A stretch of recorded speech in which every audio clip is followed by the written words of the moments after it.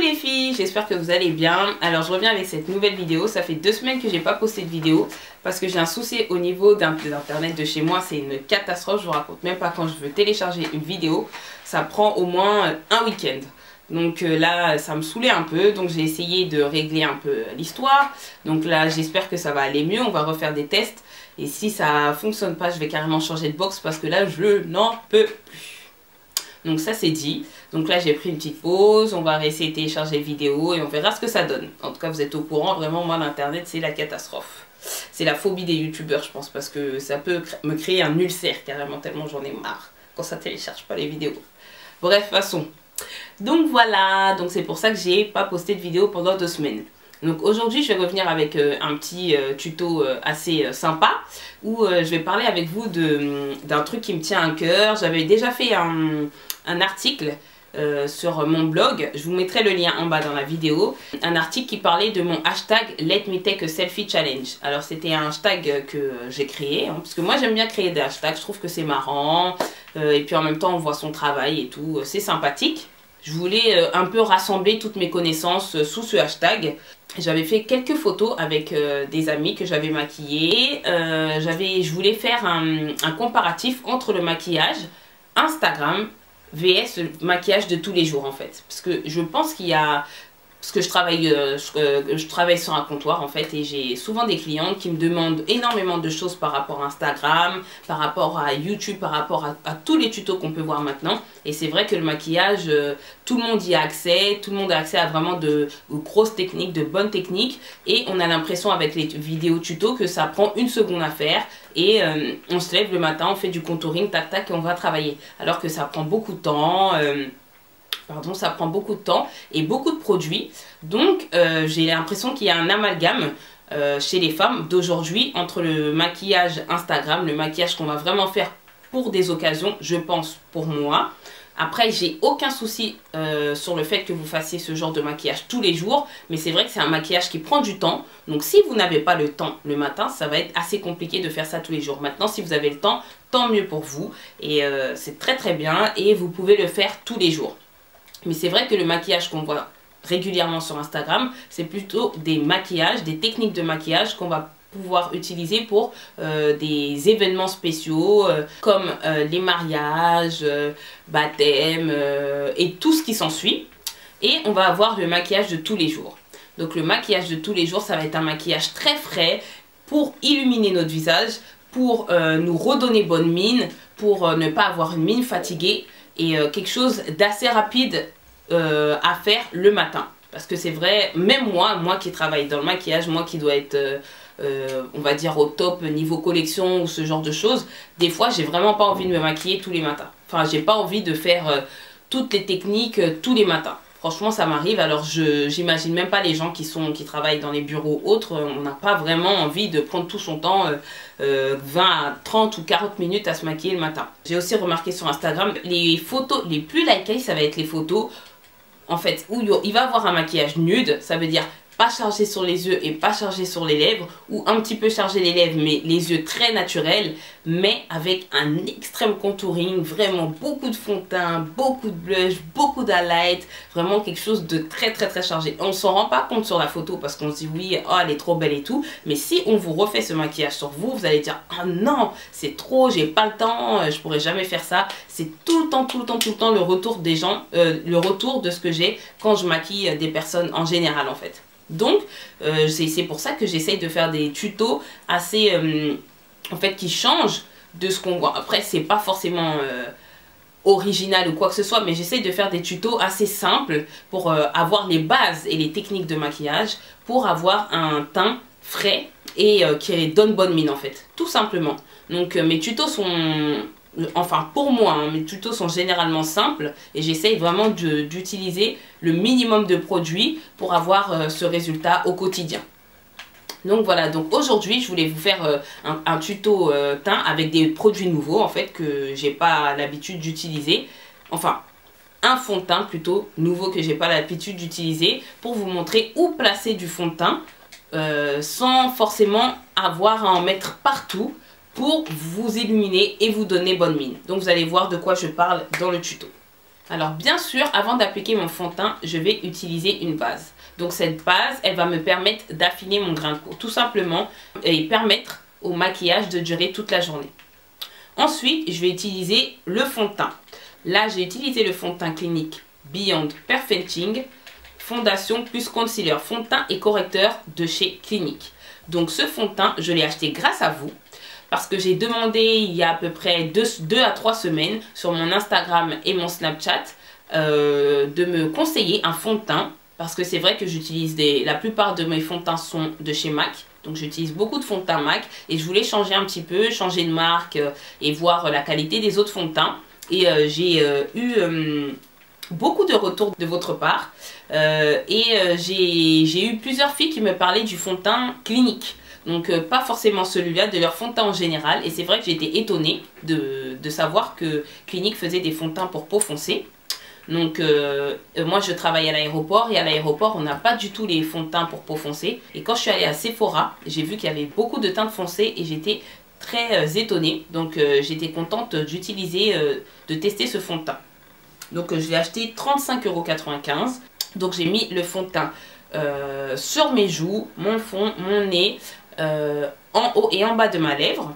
Le fond de teint, je vais l'appliquer que sur le centre de mon visage. Alors pourquoi je vais l'appliquer sur le centre de mon visage? Parce que le centre, c'est là où j'ai le plus de démarcation par rapport au reste de mon visage. De plus, donc ici, c'est un peu plus foncé que le reste de mon visage. Donc je vais garder cet endroit parce que j'ai pas de taches, j'ai rien de spécial. Donc je vais utiliser cet endroit comme un contouring naturel et je ne vais pas mettre de fond de teint sur cette partie. Donc je vais mettre le fond de teint qu'au centre de mon visage, là où j'ai le plus de différence au niveau de mon teint. Donc là, j'applique le fond de teint avec un pinceau plat. Le fond de teint est déjà haute couvrance, donc je n'ai pas besoin d'en mettre une tonne. Je mets vraiment de façon très légère et j'étale avec le pinceau très légèrement de l'intérieur vers l'extérieur de mon visage. Surtout pas sur ma mâchoire inférieure. Je laisse cette partie sans fond de teint. Ensuite, je vais appliquer mon concealer, mon correcteur. Ce que j'aime bien avec ce anti-cerne, c'est qu'il corrige, il est correcteur. Pourquoi je dis ça? C'est parce qu'il a un sous-ton orangé. Donc le côté orange, ça va me permettre d'illuminer mon teint et d'enlever ce côté foncé que j'ai autour de mes lèvres et en dessous de mes yeux. Donc je vais appliquer le correcteur avec le même pinceau, donc pour vraiment me faciliter la vie, pour ne pas me prendre la tête. Et ensuite je vais tapoter avec mon doigt pour uniformiser l'application. Donc je tapote, comme vous voyez je n'étire pas de l'intérieur vers l'extérieur, je vais tapoter. Toujours, c'est très important, je le dis tout le temps, tapotez sur votre anti-cerne, arrêtez de l'étirer. Vous enlevez toute la couvrance et ça ne sert à rien. Donc voilà. Ensuite, je vais poudrer mon anti-cerne. Donc pourquoi j'utilise cette poudre B9? Elle est très fine. Donc elle va permettre de fixer l'anti-cerne, de le maintenir en place. Et en même temps, cette couleur orangée, elle va accentuer l'orangé de mon anti-cerne. Donc tout ça, ça va servir à corriger les imperfections que j'ai en dessous de mes yeux et autour de mes lèvres. Ensuite, je vais utiliser ma poudre Studio Fix de chez MAC, haute couvrance sur les parties sur lesquelles j'ai mis mon fond de teint liquide. Donc je vais vraiment l'utiliser légèrement, je vais le tapoter avec mon pinceau arrondi de chez Real Techniques. Donc je tapote très légèrement. Vous pouvez légèrement étirer la poudre vers l'extérieur du visage pour uniformiser l'application, mais vous n'avez vraiment pas besoin d'aller jusqu'en bas. Déjà d'une, ça va vous éviter d'avoir cet effet ici grisé, parce que souvent le teint au centre du visage est plus léger que autour de la mâchoire en fait. Donc ça va éviter de griser cette partie et en même temps ça va vous donner un côté plus naturel. Il n'y aura pas cette démarcation entre le cou et le fond de teint. Donc c'est très pratique de ne pas mettre de fond de teint à ce niveau-là. Si vous n'avez pas d'imperfection, vous n'avez pas besoin de mettre de fond de teint. Et je vais appliquer un petit peu de poudre C8 au niveau de mes cernes. Parce que ça va me permettre encore une fois d'illuminer mon teint, mais de façon très légère. Donc j'en mets un tout petit peu. Et voilà. Donc à partir de là, mon teint est fait. Je ne rajoute plus rien. Donc ensuite, je vais redéfinir très légèrement mon sourcil avec un pinceau et un gel eyeliner. Je vais retracer, hop, en haut, en bas. Je vais illuminer légèrement en dessous du sourcil, mais je vais essayer d'être la plus légère possible. Et ensuite, je vais utiliser la poudre que j'utilise pour mon teint pour fixer l'anti-cerne appliqué précédemment. Comme ça, vous aurez vraiment un fini naturel et vous n'aurez pas trop de démarcation. Par contre, je ne mets pas d'anti-cerne au-dessus. J'essaye de le faire le plus naturel possible. Alors si vous voulez un tuto sourcil, je sais qu'on m'a déjà demandé, mais surtout si vous voulez un tuto sourcil, n'hésitez pas à l'indiquer en dessous de la vidéo, juste en bas. Pour ce nude naturel de tous les jours, je vais utiliser 3 produits. Donc premièrement, je vais utiliser une base. La base va me permettre de faire tenir mon fard à paupières toute la journée, d'éviter de briller au niveau de la paupière mobile, d'intensifier ou de diminuer l'intensité de mes fards à paupières. Ensuite, je vais utiliser 2 couleurs. Une couleur de transition que je vais appliquer au coin externe et dans le creux de mon œil. Et ensuite, je vais appliquer un fard à paupières très clair que je vais appliquer sur toute ma paupière mobile. Ensuite, je vais faire un léger trait d'eyeliner très fin qui va partir de l'intérieur pour aller vers l'extérieur avec une petite virgule sur le côté, très légère, très fine, pour un eyeliner simple pour tous les jours. Je vais utiliser un crayon colle à l'intérieur de l'œil, noir, que je vais appliquer au ras des cils. Ensuite, je vais utiliser 2 mascaras que j'affectionne beaucoup ces temps-ci. Donc un mascara que j'ai reçu de Octoly. Donc je vous parlerai ça dans mes favoris du mois d'avril. Mais j'ai reçu un mascara, c'est le Subtones Extreme de chez Estée Lauder. La première fois que j'ai utilisé, c'était directement en vidéo sur ma dernière vidéo dont je mettrai le lien en bas. Un ras mat liquide, 3 façons de l'utiliser. Et donc j'ai vu directement à la caméra que ça me donnait énormément de volume et d'intensité sur mon regard. Donc j'étais très contente. Ce mascara est très bien. Il structure mon cil. Il galbe le cil parce que j'ai un cil très fin et très petit. Et même s'il a une grosse brosse, ça s'affine à la fin. Donc ça me permet de travailler légèrement cil à cil, donc je suis très contente.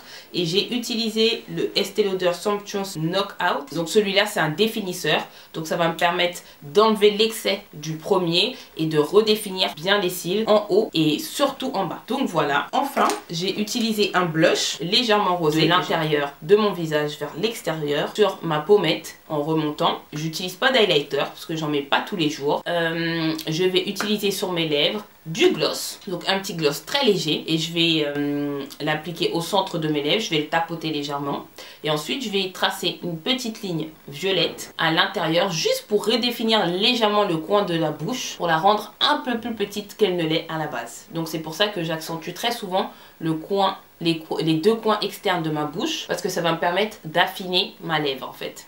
Donc je vais retracer légèrement et tapoter, enlever l'excès pour qu'il n'y ait pas de réelle définition et de réel coup de crayon. Tout ça pour que ce soit très naturel. Donc voilà, donc j'espère que vous avez été contente de ce tuto. C'est un tuto assez rapide, mais en fait c'est le placement de produit qui va définir. Ça va pas être un produit que vous allez mettre vraiment partout. Il faut vraiment savoir pourquoi vous appliquez ce produit et à quel endroit l'appliquer. Comme ça, vous êtes sûr d'avoir le maximum de résultats et de ne pas utiliser des produits qui coûtent déjà très cher pour rien en fait. Alors, je vais faire une vidéo favori du mois d'avril, normalement qui devrait suivre ou être avant cette vidéo. Donc, elle va être très chargée parce que j'ai beaucoup de choses à vous montrer. Et voilà. Donc surtout si vous avez des questions sur la vidéo, n'hésitez pas à les mettre en commentaire. Si vous avez des retours aussi par rapport aux photos Instagram, aux différents maquillages, votre expérience par rapport à ça, n'hésitez pas à la partager en commentaire. Je serai contente d'avoir vos points de vue concernant ce petit débat. Alors surtout, comme d'habitude, n'hésitez pas à me suivre sur mes différents réseaux sociaux, car je suis sur Instagram, sur Twitter, sur Facebook, sur Snapchat Blackia Beauty. J'ai un blog omnibeauté.com où je mettrai les photos de tous les produits utilisés dans cette vidéo. Je mettrai le lien de l'article juste en bas aussi. Donc j'espère que vous allez y faire un tour. N'hésitez pas à partager la vidéo si vous avez aimé ce que j'ai fait. Et donc voilà. Je vous fais de gros bisous et je vous dis à la prochaine. Salut les filles!